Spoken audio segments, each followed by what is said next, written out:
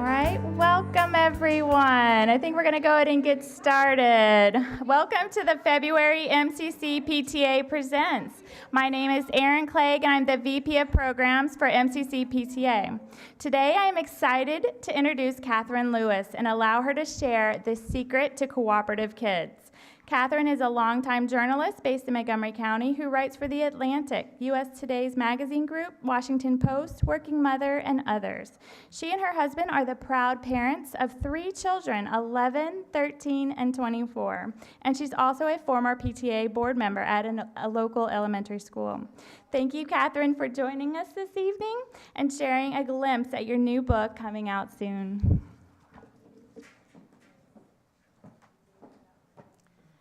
Thank you so much, Erin.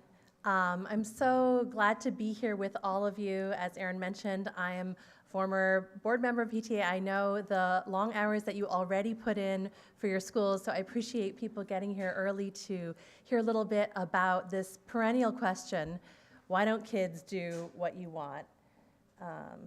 So as Erin mentioned, my name is Katherine Reynolds Lewis. I'm the author of The Good News About Bad Behavior, Why Kids Are Less Disciplined Than Ever and What to Do About It. And I'm also a certified parent educator with the Parent Encouragement Program in Kensington, Maryland. But first and foremost, I'm a journalist. And since 2012, I have been looking into this question, why aren't kids cooperative? Why don't kids do what we want? And I've looked at the most effective discipline programs in homes and schools across the country. I followed psychologists, educators, research scientists, and parents. My kids said I stalked families to try to understand what was happening in their homes and how new discipline techniques were changing their lives. And in addition to the science and the research that's in my book, I also have lots of real-life stories and practical advice that I'm going to share a little bit with you tonight. If you like what I have to say in this talk, I'm guessing you'll also like the book. But as you know, I did not come to this question randomly or in an academic way. I'm also the mother of 3 children, each of whom found their own unique way to tell me no. So this is one of them whose name I'm withholding to protect the guilty. Every parent has been there. You ask your child to pick up their shoes or hang up their backpack or get in the car and head out the door to an activity, and they refuse. Or maybe they just mysteriously don't hear you. And whatever the reaction, you're not getting the cooperation that you need. So you're not alone. I'm going to share with you tonight some really startling findings about how widespread this phenomenon of children not cooperating, really not even being able to manage their own behavior, thoughts, or emotions. And I'll also share the 3 common threads from all of the discipline models that I looked at for my book and how you can implement them starting tonight or tomorrow morning, depending on who's awake when you arrive home.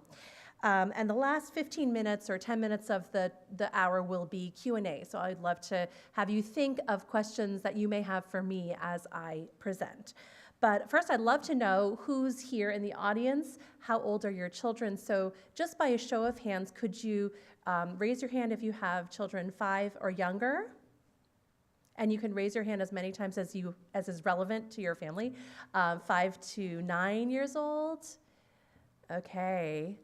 10 to 13. 14 to 19. And 20 or older. Okay, so the good news is that all of the things that I'm talking about will work on all your children, and it's interesting the widespread of ages that we have tonight, and I'm happy to share examples for all of them. So I started looking at this question of why kids don't cooperate when my daughter entered a Montgomery County elementary school, and I volunteered for playground duty. Like a good PTA mom. And I arrived at the playground, which had little kindergartners playing quite near the blacktop where some gigantic 4th and 5th grade boys were playing, who at the time just seemed powerful and enormous, and they were whipping balls across the playground and coming kind of close to where the kindergartners were playing. There was no organized sport going on. It just, to me, seemed like chaos. So I walked over and said in my nicest voice, "Boys, could you please be careful with those balls because you're coming really close to where the little kids are playing?" And they just ignored me. So I figured they just didn't hear. I walked closer, made eye contact, and said, "Boys, you're playing dangerously. You might hit one of the little kindergartners. Please be more careful." And it was like I was a ghost. They just looked right through me and kept on with this chaotic game. So for me, this was a complete and profound change from when I grew up. Maybe the one or two hoodlums in the school would have ignored a parent addressing them and giving them instructions, but not a whole group of what seemed to be sort of the run-of-the-mill 4th and 5th graders at a suburban elementary school. So it seemed to me that something had fundamentally changed. I started doing some research, and this is one of the great things about being a journalist, is that you can ask questions you want of the smartest people in the country. And my research led me to a psychologist named Ross Greene, who wrote a book called The Explosive Child and a book called Lost at School. And his work deals with the most oppositional, most challenging children. And his discipline model has been remarkably successful in home schools and even in juvenile justice facilities and locked psychiatric wards. So he's been able to, with a very collaborative and positive reinforcement-based model of discipline, to get the most challenging kids to cooperate. And schools that use his model just raved about it. They saw discipline problems fall 70%, 80%. Some of them really felt that it had eliminated the need for suspensions or punishment of any kind. And that led me to write this article for Mother Jones magazine, which in the magazine was called The End of Punishment, and online it was called What If Everything You Knew About Disciplining Kids Was Wrong? And the story, to my surprise, and even I think my editor's surprise, went completely viral. It was shared nearly 1 million times on Facebook and Twitter, and to date has received almost 6 million page views. So I had struck a nerve. I wasn't the only one getting lip from playground kids or having trouble in my own home understanding why kids weren't cooperating the way that I had. And because of this success, I continued my research, and I uncovered some pretty startling data. And some of this is maybe new to you, some of it may be depressing. And some of the ideas that I share about the discipline models that I looked into may really not resonate with you. So I'm gonna ask you to just bear with me and take a leap of faith, because the research that I conducted over the last 5 years found really startling changes in children today as compared with how kids grew up when I was a child and when all of us were growing up. Truly, I found that we have a crisis in self-regulation, that children today cannot control their behavior, their emotions, or their thoughts the way that children could 20, 30, 40 years ago. And this is something that not only affects our own homes and getting things done and getting out the door, getting to bed, but it affects the future of our whole country, because these are our future leaders. These are the kids who are someday going to be running our schools, running our institutions, our companies, providing our health care. And I'm hoping that the information I share will help you to understand how we got to where we are today.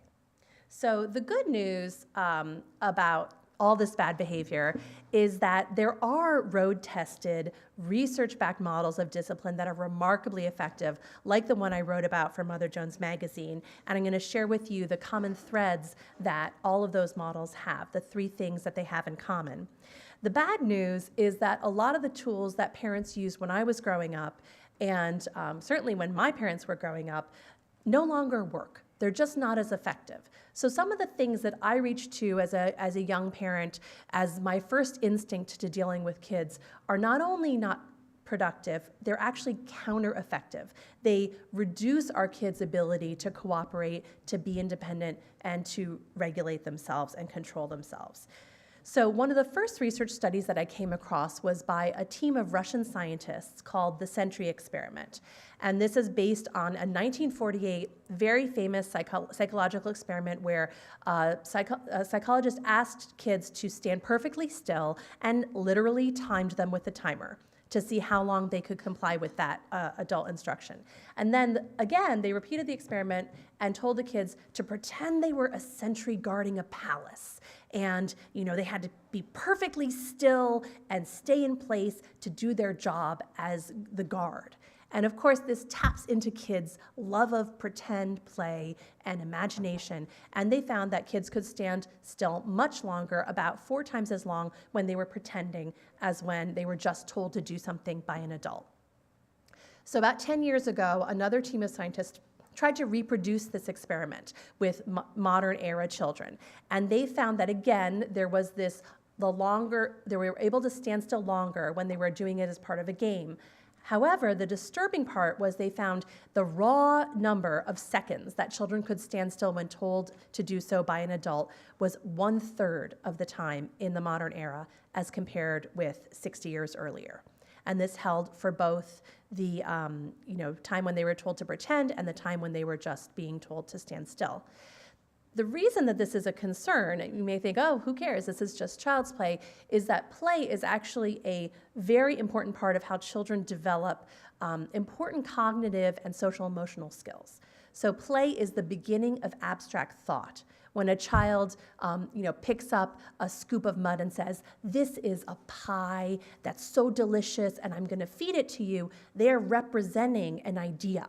The idea of the pie with something that is not. So that's the first step into the development of abstract thought. When they play Simon Says, they have to control themselves to not raise their hands or jump on one foot unless the person says Simon Says. So that's the beginning of executive function and self-control.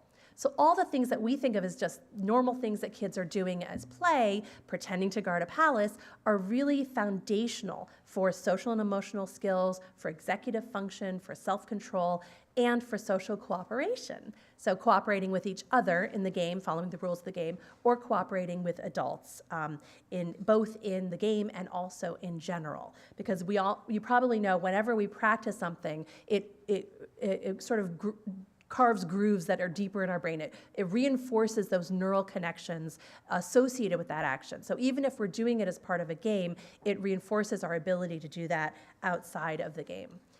So you may be thinking, okay, this is Russia, maybe this was like decay and communism. What does this have to do with our kids that we're raising here in Maryland? Well, another startling set of data that I uncovered is from the National Institutes of Mental Health. And this is a longitudinal study. It's a representative sample of teenagers where they conduct an in-depth interview with parents and look at their behavior and look at their medical and history. And they found that 32% of children have an anxiety diagnosis. So 1/3 of children end up having anxiety. 19% will have some behavioral diagnosis or disorder, either ADHD or oppositional defiant disorder. 14% will have a mood disorder, depression, bipolar disorder, some other condition, and 11% will have a substance use disorder. So some children who have one of these conditions will have a second. So there's some overlap. When you account for that overlap, 1 in 2 children by the time they are 18 will have a mood or behavioral disorder or a substance addiction. That to me just stopped me cold. That's a startling number. That means that 1 in 2 children in your child's preschool classroom, by the time they're graduating from high school, will have a mood or behavioral disorder or a substance addiction. So some people also still are not convinced, and they say, okay, look, I just want to know how to get my kids to cooperate. Why are you talking about disorders? Why are you talking about anxiety and depression? Well, a lot of the behaviors that end up being a diagnosis like this are the same kinds of things that make it hard for kids to cooperate with our instructions or the routines of our household.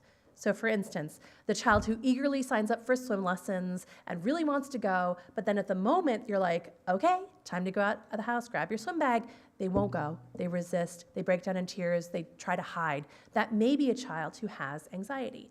Or it may be a child who's somewhere on that spectrum, maybe not with a diagnosis, but they're motivated by feelings of fear or feelings of stress, and they don't know how to manage those emotions.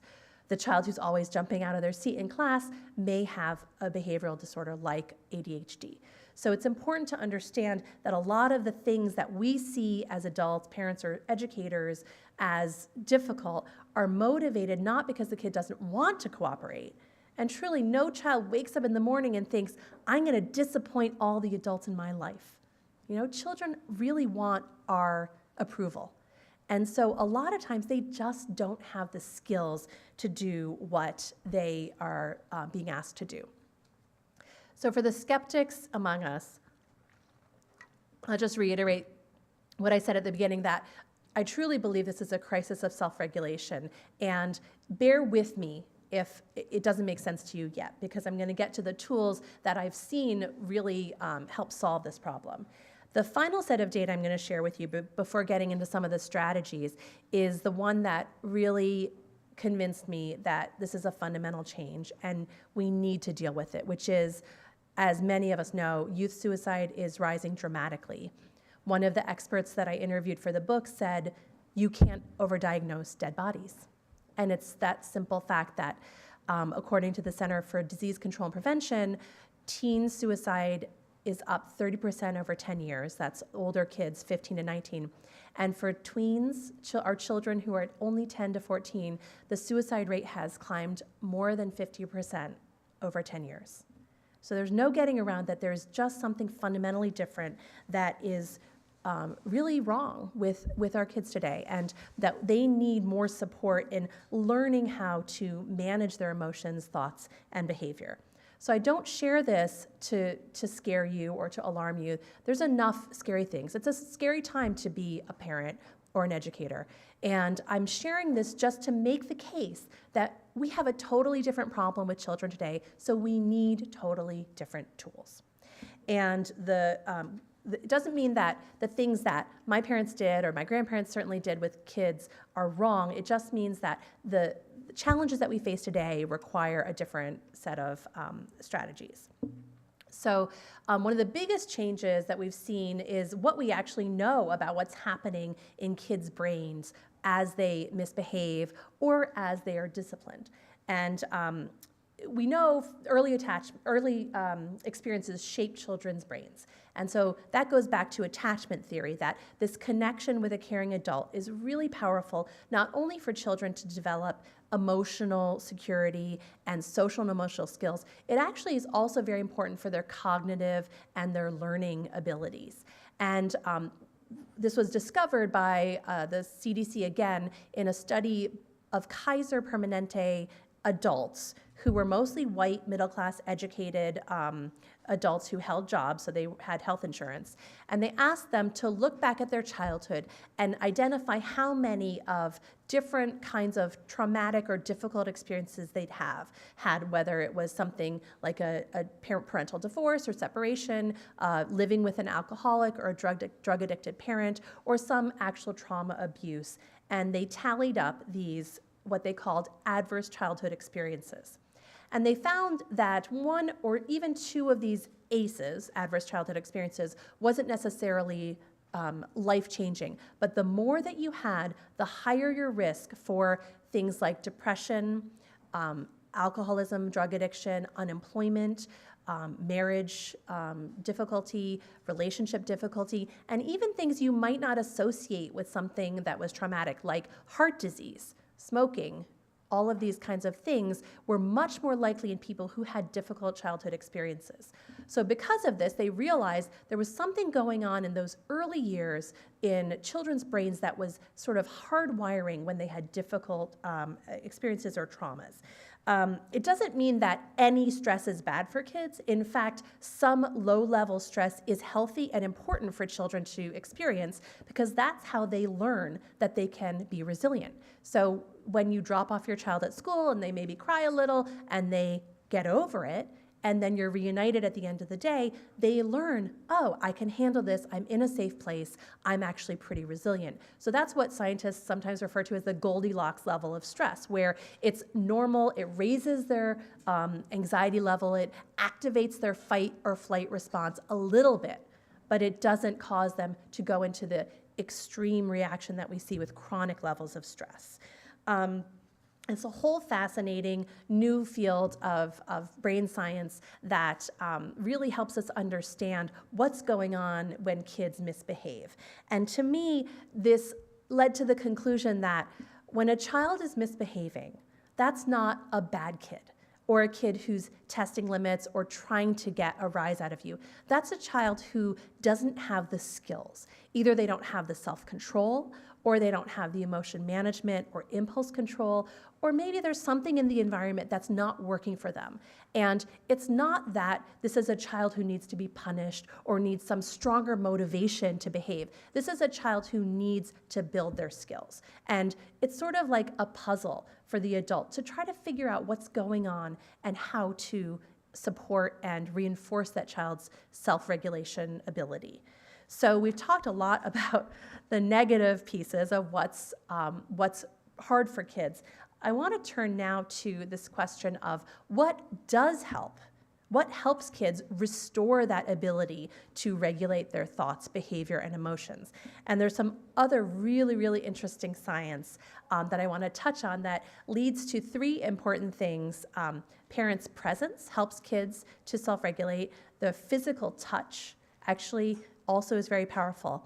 And this came out in some studies that looked at inside of our brains as we're experiencing something challenging. So scientists use huge magnetic resonance imaging machines that are sort of a giant white cylinder that your body goes into on a little bed.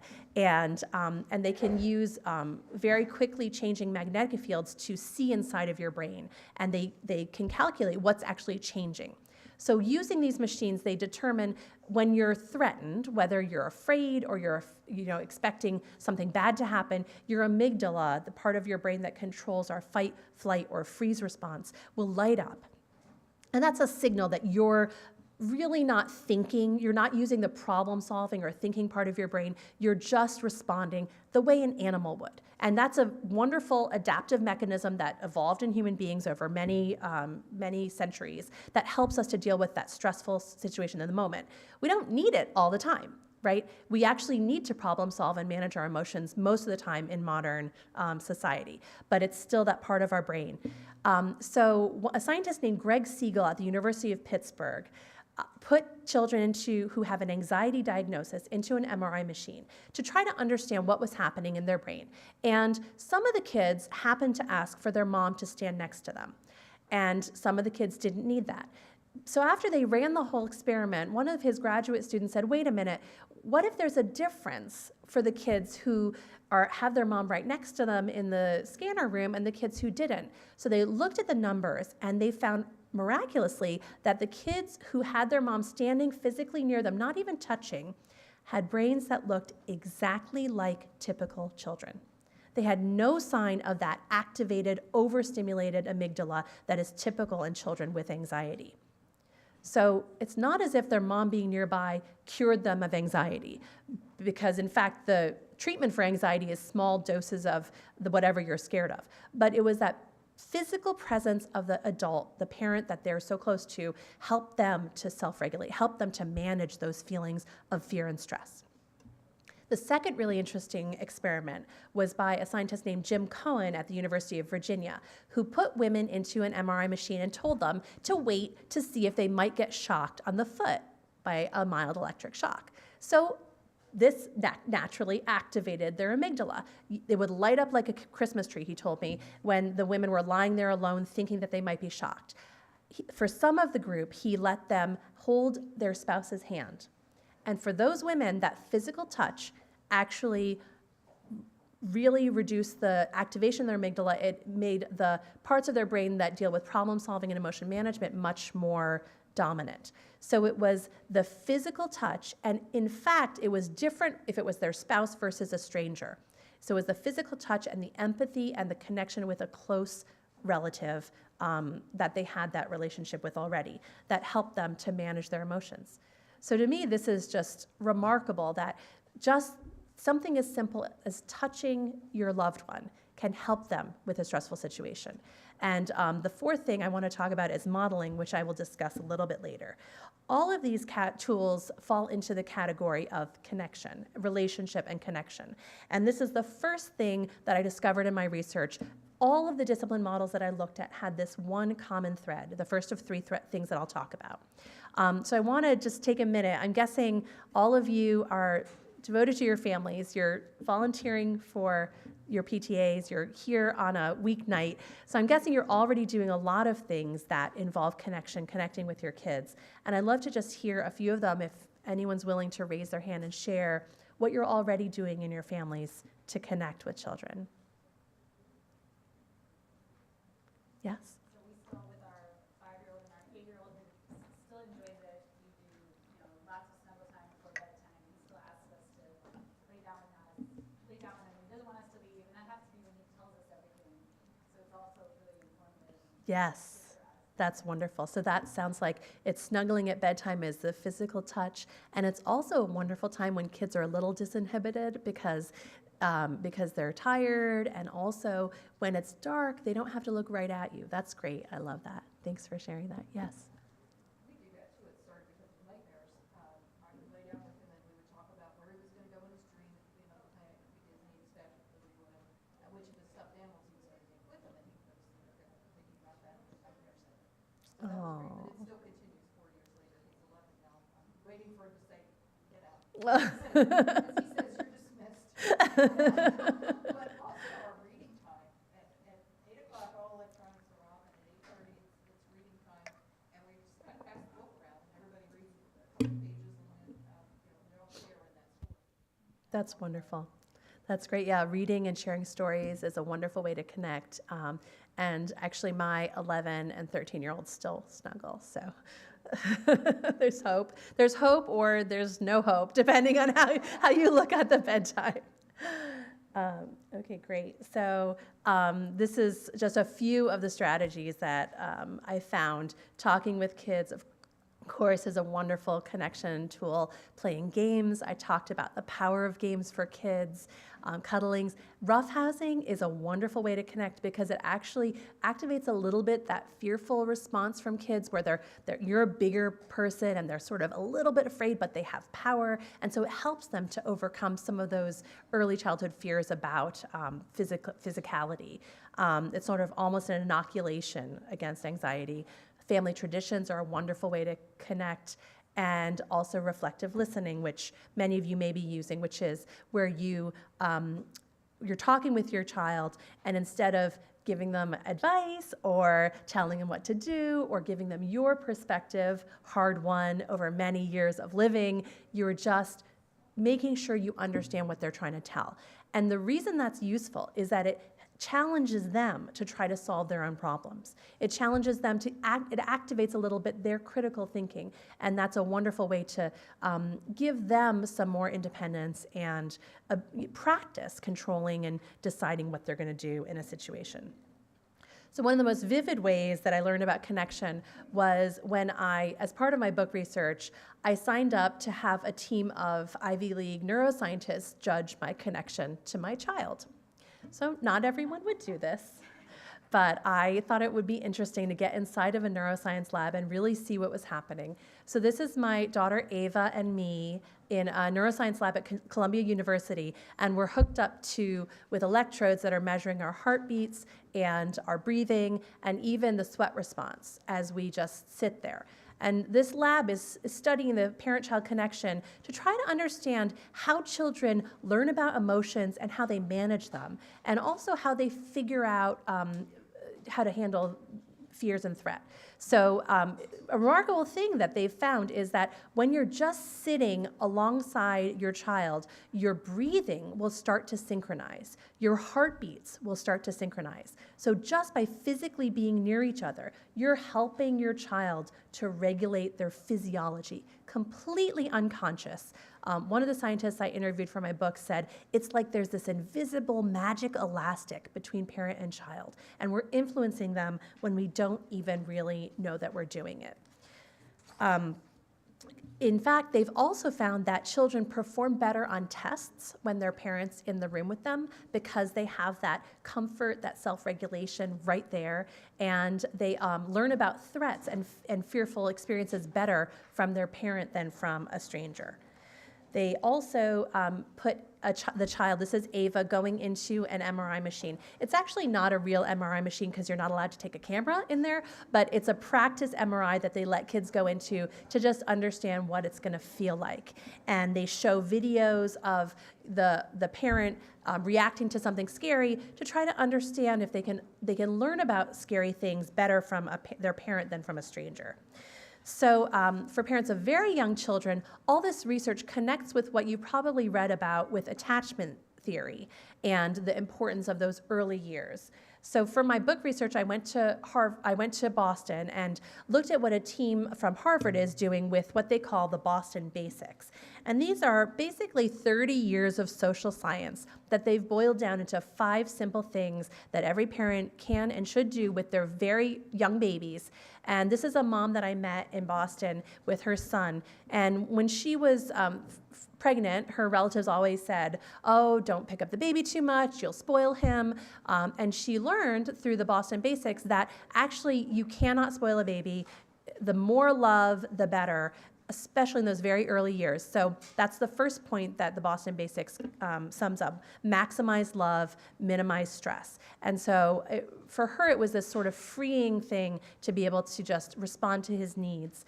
Number 2 is talk, sing, and point, which is the beginning, the foundation of literacy and language, and also that connection also between parent and child when you're responding to what they're looking at.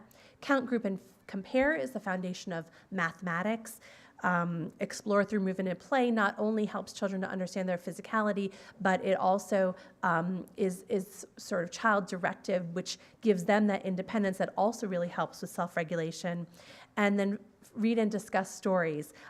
As you shared earlier, that reading and talking about stories is not only a wonderful way to connect with your child, but it also helps them to start thinking critically and to even develop empathy. Reading fiction is shown to really help us to understand other people's perspective. So all these things connect to not only communication, but connection, but the next tool that I discovered in my research was a common thread in all the discipline models that I looked at, which is communication. So we all communicate with our kids. It seems like sometimes all the time, and you're listening to their long-winded stories about Minecraft or whatever happened on the playground at school. But this is a way of looking at communication in a slightly different way, which is informed by research. So has anyone here heard of Carol Dweck at Stanford University? And the research that she's done on mindset. It's a wonderful set of studies that look at the way that we communicate with our kids about their effort, the effort that they put into something versus the results that come out.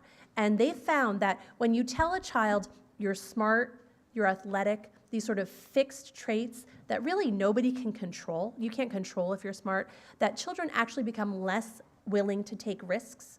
They're less willing to try something hard if they're told they're smart. Whereas if you tell children you really put a lot of effort into that and it seems like it paid off, or asking them to look at their input into something, they become more willing to take risks, to try harder things, and to challenge themselves. So it's sometimes hard for parents to see this at work because obviously children take a very, very long time to grow up. And I found this with my kids at a preschool fair when I was thinking this is the perfect opportunity to teach them budgeting and planning ahead. They each got 10 tickets that they could use on the different rides or the different crafts, and they had to plan to spend them well. So I watched them as they went around the room and did the little sand art project or got a tattoo, and they weren't going to the bouncy house, which is, as we all know, the pièce de résistance of any preschool fair. It's the most fun thing. And they used up 9 out of 10 tickets, and I knew that the bouncy house was 3 tickets.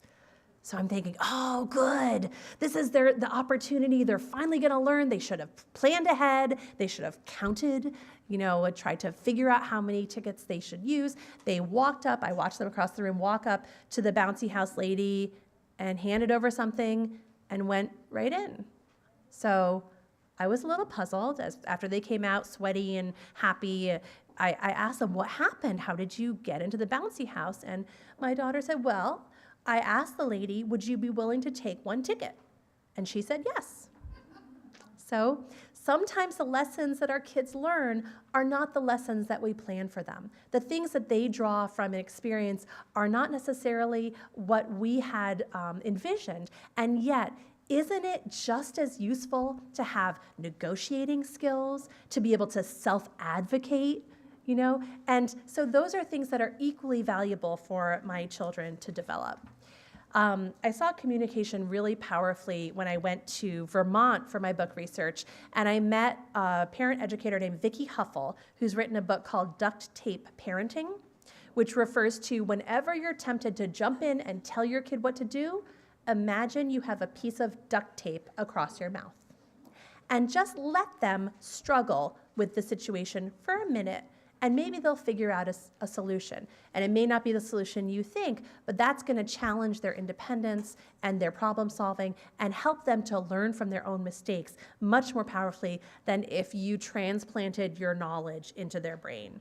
She talks about misbehavior as being weeds that grow when we water them with our attention.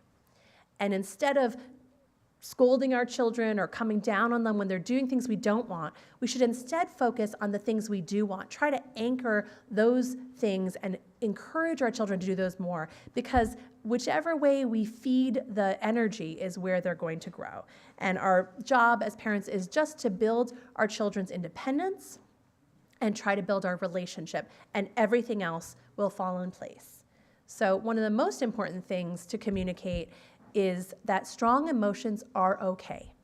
This is one of those things that I talked about that was really hard for me as a mom. When I see my kids crying, my first instinct is, you're okay, it's okay, stop crying.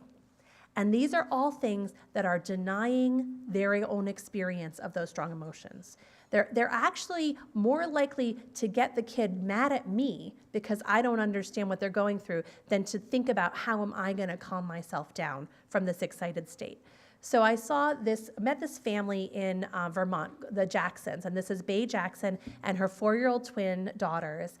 And Magnolia is just sobbing hysterically because she's been told she cannot go that afternoon to her brother's soccer game because it's too cold out and she has a little cold. And the mom is just holding her and saying, I know, you really wanted to go to the soccer game. And for me, this was revelatory because it was just this acceptance that the kid was upset and a silent communication that the kid was going to be okay. And sure enough, 30 seconds after I took this picture, she hopped down off her mom's lap and ran outside to go for a short bike ride before dinner. So again, I want to ask for your input. If you could just share a couple of the ways that you're communicating with your kids and how you think it might show up in your families. Yes. One thing we started doing, we had a similar situation, a girl at school broke his heart, and I said, that must really hurt. I know that you're very upset. And what we started doing is he plays piano, a number of other instruments, but piano is good because he's got very soft keys and very loud deep keys. And when he comes home worked up or something, I'll ask him to play his day. He'll play it out on the piano, just let it all out. Start out in the morning if it's great, or if it started out rough and how it went. He just goes period by period and plays it out, and then it's out. Wow, He doesn't have to I say love that. He just plays music. That is so creative to have him play his day out on the piano. I love it. Thank you so much for sharing that. Other communication methods that people are using? So obviously talking is a huge one. One of the things that we teach at the Parent Encouragement Program, where I'm a certified parent educator, is positive language and encouragement. And this is a way of just turning around, and trying to be as positive as we can. So it's a simple thing of, you see a kid running, and instead of saying, don't run, you say, please walk. So that's a very simple example. And it gets, again, the kids to focus on what you want them to do instead of the negative. And even, elementary school age kids can struggle with that, when they're trying to respond quickly. And even though they may be able to slow down and think about it, they often don't. Giving kids information. So instead of saying, pick up your backpack, that's the 5th time you left it on the floor, you could say, backpack. And they're going to notice it just as well. You could even say, when backpacks are on the floor, people can trip on them. Or another suggestion, what I did with my daughter Ava, I wrote a little note that said, Dear Ava, I'm tired of being on the floor. Please hang me up. Love, your backpack. And Ava discovered this note and came running over. She said, Mommy, backpacks can't write. And thought it was so funny, and that again triggered her sense of play that's so powerful for kids. And she ran over and hung up the backpack so much quicker than if I had yelled at her or reminded her or nagged her. And we had a pleasant experience. So it takes a little bit more creativity, but it's so worth it. Asking questions and then planning and thinking ahead, also wonderful tools. Another one I give you is nonverbal signals, which, for instance, we have the signal water. If I'm on the phone and a kid wanted water when they were really little, they could do that. Or, I agree. So these are sort of almost like the family traditions I talked about earlier that build that connection with your kid and help them to feel like they have a secret language, a way to communicate. And then the final tool that was in all the discipline models that I studied that I want to share with you is building children's capability and teaching them the skills that they need to manage their behavior, thoughts, and emotions. So naturally, I looked at schools because that's where teaching happens so often. And one of the really fascinating things I came across is the PACS Good Behavior game. So I gave this talk in Montgomery County, and one of the teachers was like, oh, we do that here. Has anyone heard of the PACS Good Behavior game? Great, so it's wonderful. So it's a really amazing way of building children's self-control, their impulse control, through a game.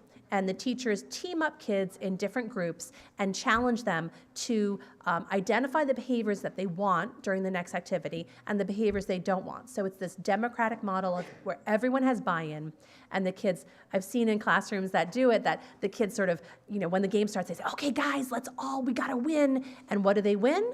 Nothing tangible, just a 30-second or 1 minute fun activity and like a pretend snowball fight or lying down on the ground and pretending to be sleeping, and then someone has to try to make them laugh. And it's a way also of getting out that excess energy and having fun. And this game has been shown that if children get it just for 1 year consistently in first grade, at age 20, they have higher high school graduation rates, they have lower teen pregnancy, drug use, and dropout rates, and more success in school. So it's a very powerful, simple intervention that teachers can integrate into the rest of their day. So I guess it's not surprising that a game would be so powerful, since all young mammals, not just human beings, learn through play. Dogs, rats, even birds play with objects. It's often, for many species, the most common activity they're doing besides sleeping. So I want to also just take a minute to talk about other ways to build capability in our homes. Household chores are a wonderful way to build kids' skills. And it's interesting because household chores are really linked to happiness and well-being, which you may not immediately think of, but it's this thing where if you make your bed in the morning, you can make your bed perfectly. And then it's something you've accomplished that just took a few minutes. And the rest of the day, you get to ride on that great feeling of well-being. And for children in our schools, we're asking them to do so many things. They have to sit still. They have to not touch their neighbors. They have to excel in academics. They have to be superstars in arts and sports. And all those things are very hard. They take a long time. And you can't immediately see the impact of your efforts. Whereas if you take a pitcher of water and pour water for the family for dinner, everyone has their thirst quenched. And it's a wonderful way for children to contribute and build those skills. I talked earlier about Vicki Huffle. She talks about anchoring positive traits. So when we walk into a room and see our children playing peacefully, happily together, so often our impulse is, oh, I'm just gonna tiptoe away so I don't disturb this perfect scene. Instead, if we say, wow, I see two kids really cooperating on that game and playing peacefully, that helps me to get my stuff done today, thank you, that just gives them that reinforcement, and it anchors in their brains that they like each other, that they can play well with their sibling, they don't always fight, and that they're helping their family. Letting kids fail, we talked about before, is so important for helping them to build skills. You can ask them for help and advice, and talking through not just the dreams and nightmares before, but even what they might experience in school the next day. So you may not recognize this girl who previously was sobbing hysterically in her mom's lap. The Jackson family is probably the most capable family that I met in my 5 years of research for this book. The 7-year-old Zealand has been lighting the fire that heats their house since he was 2. The 4-year-olds pack their own lunches, they help clean the bathroom, they cook, empty the dishwasher, feed the animals, and bring in wood. And they're the most cooperative, happy kids. You see Zealand in the background here just doing his homework independently at age 7. And for me, this is sort of my touchstone that I hold on to whenever things are tough. This is 4-year-old Scarlett using a giant knife to cut walnuts for her snack. And her mom's taught her how to do it, and she's standing there supervising so that she knows that nothing's going to go wrong. So for the takeaways I want to leave you with, if you don't take anything else from tonight's talk, I would like to propose a new mindset, that when you see a child misbehaving, don't think of it as a child acting out or a bad kid. Think of it as a child who doesn't have the skills, a child who needs help and support self-regulating. And as I mentioned earlier, 1 or 2 children will have a mood or behavioral disorder or substance addiction by the time they're 18. So our children need support from us in learning how to manage their behavior, thoughts, and emotions. And the way that this happens, the discipline models I studied all had these 3 common threads: connection, communication, capability. As you take some of these ideas to your homes, and I hope that you'll look at the book and consider reading it, don't think of it as something you need to get right or that you're doing something wrong and you need to change entirely. Just think of it almost like you're a scientist, taking a new thing, introducing it to your house, experiment a little bit, see how it works, and you're going to gather data. The first time it may not work. It doesn't mean you're doing it wrong. It just means that maybe you need to try a different approach or try it a little longer. So I would be happy to take questions. I don't want to run into your delegates assembly, but maybe just 1 or 2 questions I'd be happy to address quickly. I also would love to hear from you on social media. If you have any feedback or questions, feel free to reach out to me there. I have a newsletter sign up in the back of the room. And again, my book is The Good News About Bad Behavior, Why Kids Are Less Disciplined Than Ever, and What to Do About It. And thank you so much for having me. Yes. My question is about the time that your children aren't with you. They're at school, and 1 and 2 of the kids in the classroom are having trouble self-regulating. And does that rub off on your children? Is there any course correction that needs to be done? How do you articulate to your child that that kid is not a problem, he just needs the tools? Right. So that's a great question, because it's something that came up with the PACS Good Behavior game. People often would say, well, what about the kids who never win? What about the kids who really struggle? And children are remarkably able to identify, that kid needs a little extra attention because they just need it. And I would just use that critical questions, ask your children what it's like, what they imagine that child must be going through, and help them to sort of question maybe their first impulse is, that kid's being mean to me. Well, why do you think they did that? And asking a lot of sort of thought-provoking questions. And no, it doesn't rub off. These are not things that are catching. Your child may experiment with behaviors they've seen other kids use, and they will learn what they get from those behaviors. So again, letting them maybe try out things that you don't approve of and asking them, how'd that work out for you? because that's going to be the most powerful thing, is for them to experience the feedback of what behaving in a certain way brings them. Yeah. Thank you. So I'm happy to take another question. Cut me off. Yeah. Yes. So I just have a question about the beginning of your presentation when you talked about kids today are different. Yes. We see higher incidence of things like suicide. But my first question is why? Why are kids Yes. different? Yes. Does this have to do with social media, the internet? Like, what is that? It's such a good question. So in the book, I identify 3 theories.